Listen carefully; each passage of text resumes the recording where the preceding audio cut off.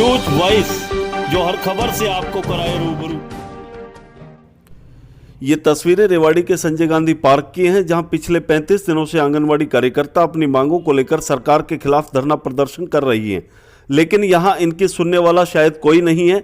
आज जब इनके सब्र का बांध टूटा तो ये अपने पूर्व निर्धारित तयशुदा कार्यक्रम के अनुसार सैकड़ों की संख्या में सड़कों पर उतर आई और सरकार के खिलाफ जोरदार प्रदर्शन करती हुई जिला सचिवालय पहुंच गई, जहां भारी पुलिस बल की मौजूदगी में इन्होंने प्रधानमंत्री और मुख्यमंत्री के नाम डीडीपीओ को ज्ञापन सौंपकर गिरफ्तारियां दी। इतना ही नहीं, इस दौरान संयुक्त किसान मोर्चा के कार्यकर्ताओं ने भी इन आंदोलनकारियों को अपना पूरा समर्थन दिया। वहीं इन्होंने सरकार को चेतावनी दी है कि जब तक इनकी मांगों को पूरा नहीं कर दिया जाता तब तक इनका आंदोलन यूं ही जारी रहेगा।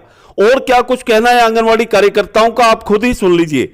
रेवाड़ी से न्यूज वाइस के लिए संजय कौशिक के साथ अजय सागर अत्री की रिपोर्ट। दिन से बहनें इतनी कड़कती ठंड में बारिश में बैठी हुई है, सरकार हमारी एक भी सुनाई नहीं कर रही और हमारे साथ पहले तो महकमे का नाजायज दबाव डलाया, फिर प्रशासन का डलाया, लेकिन हमारी बहनें पीछे नहीं हटी क्योंकि इनकी मांग बहुत छोटी और जायज मांग है। सिर्फ जो सरकार ने 2018 में अपने मुंह से कुशल और अर्धकुशल का दर्जा दिया था और 2019 में हमारे पीएम ने बहनों को झूठी अफवाह से खुश किया था कि हम बहनों को खुश होकर 750 और 1500 दे रहे हैं। बहनों ने 3 साल तक इंतजार किया, सरकार ने नहीं दिया।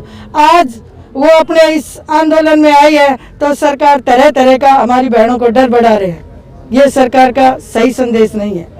राज्य प्रधान हूँ, आंगनबाड़ी कार्यकर्ता सहायता यूनियन हमारे श्रमिक संघ से संबंधित है। आज हमारा पूरे प्रदेश में जेल भरो आंदोलन है क्योंकि सरकार ने 2018 में जो समझौता किया था, जो खुद किया था, हम तो सरकारी कर्मचारी करने की मांग कर रहे थे, तो खट्टर साहब ने कहा कि आपको सरकारी कर्मचारी तो नहीं बनाएंगे, हम आपको श्रमिक का दर्जा दे देते हैं और श्रमिक के दर्जे के मुताबिक हर 6 महीने में जो डीए जो महंगाई सूचांक है उसके मुताबिक आपकी तनख्वाह बढ़ा दी जाएगी और जिनकी 10 साल सर्विस हो गई वो कुशल श्रमिक में होंगे और जो अर्धकुशल होंगे बाकी, और आपको न्यूनतम वेतन दिया जाएगा। ये 18 में 3 दिन तक नेगोशिएशन के बाद समझौता हुआ। मैं उस सेटलमेंट का पार्ट था, मैं हाजिर था, परंतु 3 साल से ज़्यादा अरसा बीत गया। अब हमने आंदोलन शुरू किया। 2018 के बाद पहला आंगनबाड़ी आंदोलन आया है। हम गए, 5 बार बुलाया हमको, 24 दिसंबर, 29 दिसंबर, 1 जनवरी, 5 जनवरी और 10 जनवरी को हम एक ही बात टेबल पर जाकर कहते हैं कि मान्यवर 2018 में जो समझौता हुआ था और प्रधानमंत्री ने 2019 में जो कहा था कि केंद्र सरकार आंगनबाड़ी को 1000 रुपया और 1500 रुपया और 750 रुपया हेल्पर को देगी और उतना ही हरियाणा की सरकार देगी। हम कहते हैं कि आपका प्रधानमंत्री है, वो देश का प्रधानमंत्री है और आपकी सरकार बीजेपी की सरकार है। आप कम से कम अपने प्रधानमंत्री को तो ऑनर करें, उनको सम्मान दें, उनके निर्णय को लागू करें और आप अपने निर्णय को लागू करें। जब हम ये बात कहते हैं और बात आगे बढ़ाने से पहले ही सरकार का गला अटक जाता है, वो हाँ और ना करते रहते हैं और हर 5वें 7वें दिन बुलाया जा रहा है, हम फिर जाएंगे, परंतु ये हमारा फैसला है। आज हम जेल भर रहे हैं। सरकार कहती है कि आंगनबाड़ी बहन और बेटियां हैं, करोड़ों रुपया इनकी एड के ऊपर बेटी बचाओ बेटी पढ़ाओ के नाम से खर्च किया जाता है। ये आंगनबाड़ी क्या इस समाज की बेटी नहीं है? क्या ये किसान मजदूर की बेटी नहीं है? गरीब मध्यम परिवारों से अपना गुजारा करने के लिए जब ये आती है, इनको 11,800 मिलता है और जो हेल्पर है उसको ठीक इसका आधा 7500 करीब मिलता है। क्या उससे इस महंगाई के ज़माने में गुजारा हो सकता है? परंतु सरकार अपनी तनख्वाह एमएलए की बढ़ा सकती है, सरकार करोड़ों रुपया बेवजह खर्च कर सकती है, परंतु ये मेहनत कश परिवारों से आंगनबाड़ी जो वर्कर और हेल्पर है, सरकार इनकी बात को सुन नहीं रही है। हम ठिठुरती ठंड में बैठे, हमको उठाया जाता है, धमकाया जाता है, हमको हमारे आंगनबाड़ी को नोटिस दिए जाते हैं। हम सरकार से मांग करते हैं, अगर हमारी बात गलत हो तो आप मान लीजिए। अगर आप आंदोलन को तोड़ना चाहेंगे, यह आंदोलन किसानों को अब नहीं टूटा, यह आंदोलन जारी रहेगा। किसानों ने 1 साल से ज्यादा संघर्ष किया था, आज किसान यूनियन हमारे साथ है, बनी हुई है। इसमें आंगनबाड़ी वर्कर हेल्पर है, आंगनबाड़ी कार्यकर्ता सहायता यूनियन 1996, ये 2 मुख्य रूप से यूनियन है जो पूरे प्रदेश के अंदर है। बाकी जो छिटपुट जो जिला में यूनियन है इसमें शामिल है। कॉमरेड जी, एक सबसे बड़ा सवाल ये है कि प्रदेश सरकार ने इस समय बैन किया हुआ है रैली, प्रदर्शन और धरनों को, क्योंकि कोरोना केसेस लगातार बढ़ रहे हैं, उससे लेकर क्या कहेंगे? हरियाणा सरकार ने बैन नहीं किया हुआ है, पहले तो यही इन्फॉर्मेशन गलत है। हरियाणा सरकार की जो गाइडलाइन है, उस गाइडलाइन के अंदर जो लिखा हुआ है ये तमाम आप लोग जानते हैं। उस गाइडलाइन के अंदर उसमें मैंने अपने भाषण में भी इस बात को रखा है कि लार्ज कॉन्ट्रीजेशन यानी कि बड़ी विशाल भीड़, उसके लिए प्रोविज़न है।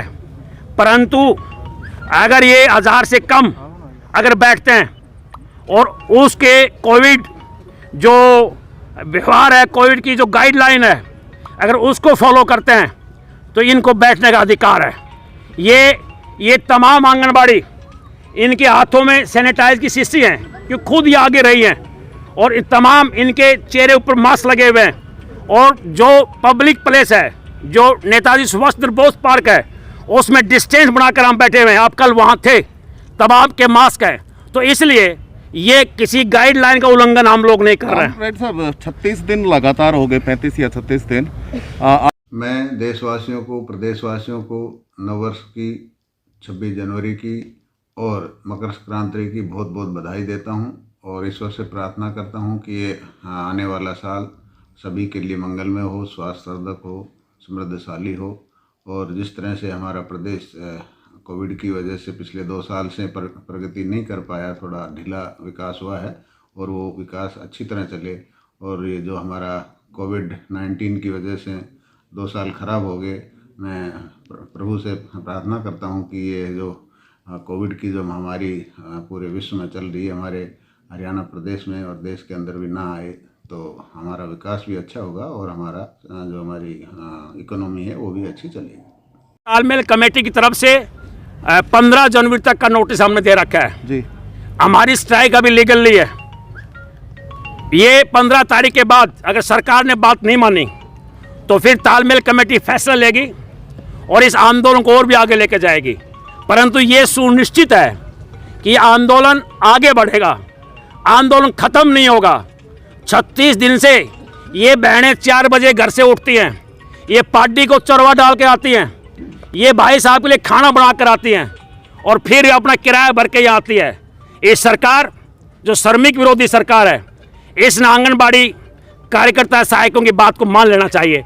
हम फिर यही सरकार से अपील करते हैं। मैं देशवासियों को, प्रदेशवासियों को नववर्ष की, 26 जनवरी की और मकर संक्रांति की बहुत बहुत बधाई देता हूं, और ईश्वर से प्रार्थना करता हूं कि ये आने वाला साल सभी के लिए मंगलमय हो, स्वास्थ्यवर्धक हो, समृद्धशाली हो। और जिस तरह से हमारा प्रदेश कोविड की वजह से पिछले 2 साल से प्रगति नहीं कर पाया, थोड़ा ढीला विकास हुआ है, और वो विकास अच्छी तरह चले। और ये जो हमारा कोविड-19 की वजह से 2 साल खराब हो गए, मैं प्रभु से प्रार्थना करता हूँ कि ये जो कोविड की जो महामारी पूरे विश्व में चल रही है, हमारे हरियाणा प्रदेश में और देश के अंदर भी ना आए, तो हमारा विकास भी अच्छा होगा और हमारा जो हमारी इकोनॉमी है वो भी अच्छी चलेगी।